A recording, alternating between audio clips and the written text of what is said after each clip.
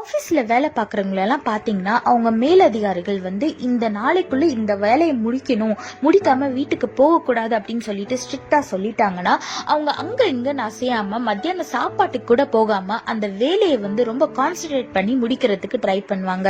இதே மாதிரி நம்மளோட வாழ்க்கையில் ஏசப்பா நம்மளுக்குன்னு ஒரு இலக்க வச்சிருக்காரு. அதை நோக்கி நம்ம போயிட்டே இருக்கும் போது இந்த உலகத்தில் உள்ள காரியங்கள் நம்மளை டெம்ப்ட் பண்ணி இழுக்கும். நீ அங்கே போ, ஃபோன் நோண்டு, ஃப்ரெண்ட்ஸோட ஊர் சுத்த, படத்துக்கு போ அப்படின்னு சொல்லிட்டு நிறைய டிஸ்ட்ராக்ஷன்ஸ் நம்மளுக்கு வரும். ஆனா அதெல்லாம் நம்ம வெறுத்து ஒதுக்கிட்டு ஏசப்பாவையும் அவருடைய வார்த்தையும் நம்ம பின்பற்றும் போது நம்ம ஏசப்பா நம்மளுக்கிட வச்சிருக்க இடத்துக்கும் நம்ம கரெக்டா போய் சேருவோம். நம்மளோட வாழ்க்கை ஆசீர்வாதமாகவும் இருக்கும். வேதத்துல பாருங்க, சங்கீதம் 119 113 போட்டிருக்கு, வீண் சிந்தனைகளை நான் வெறுத்து உமது வேதத்தில் பிரியப்படுகிறேன்னு வேதத்துல போட்டிருக்கு.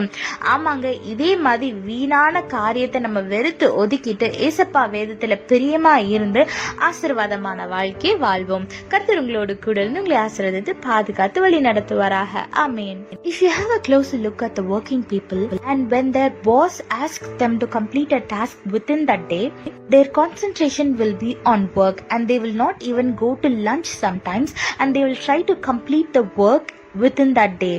Likewise, in our life, our God has given us a goal to reach. We will face lots of distraction and all, but our focus should be on God and on His words, and we should walk in His way. Look what the Bible says in Psalm 119:113. I hate those who are double-minded, but I love your law. Yes, you cannot be double-minded. You cannot please the worldly people and God at the same time. So focus on God and on His words and live a blessed life. God bless you all. Have a blessed day. Amen.